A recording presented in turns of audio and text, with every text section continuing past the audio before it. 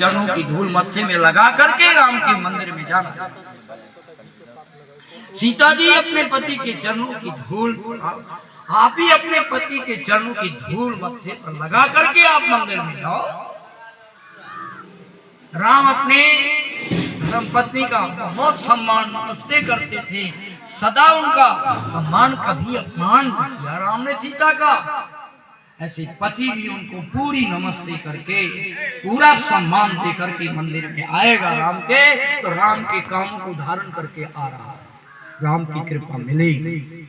जो माता पिता की चरणों की धूल मत्थे में नहीं, पति की चरणों की धूल मत्थे पर, पत्नी का सम्मान से भरा हुआ आपका शरीर नहीं, मंदिर में जाओगे तो राम की पूजा का फल तुमको नहीं, तुम्हें दर्शन करना ही नहीं आएगा। ये आप सब लोगों को राम कृष्ण हनुमान जी की पूजा करने से व्यक्ति मोक्ष को प्राप्त होगा। उनके गुणों को धारण करोगे तो आपको मोक्ष हो जाएगा। राम के गुण आ गए, सीता जी के गुण आ गए, आप कभी दुखी नहीं रहेंगे।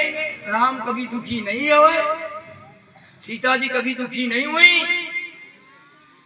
कितना बड़ा दुख आया, राम ने पूरी तरह से वेद की मर्यादा का पालन किया, एक भी वेद की मर्यादा भंग नहीं की। 14 वर्ष सीता को रावण की कैद में रखा, लेकिन वेद की मर्यादा नहीं तोड़ी। राम कांपता था उसके चरित्र को देखकर, हिम्मत नहीं पड़ती सीता के नजरों में नजर मिलाने।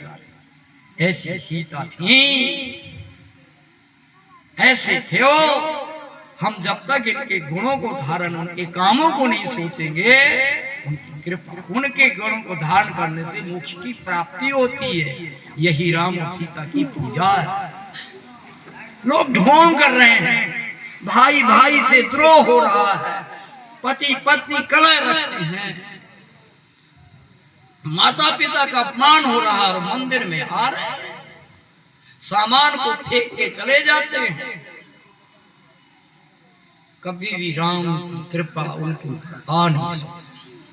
राम के गुणों से भरे हुए, राम को कामों को करते हुए जब आप मंदिर में आओगे और सामान को फेंकोगे नहीं, रख दोगे, आया भूखा प्यासा मेरे प्रसाद को खा करके बड़ा सुख होगा।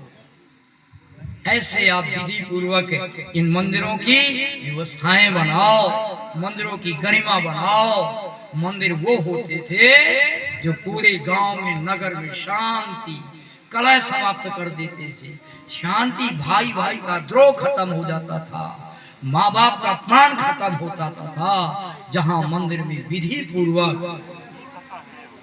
इस तरह से दर्शन करके पूजा की। चलिए जी, जलपात्र रख दिए कि अभी नहीं रख पाए?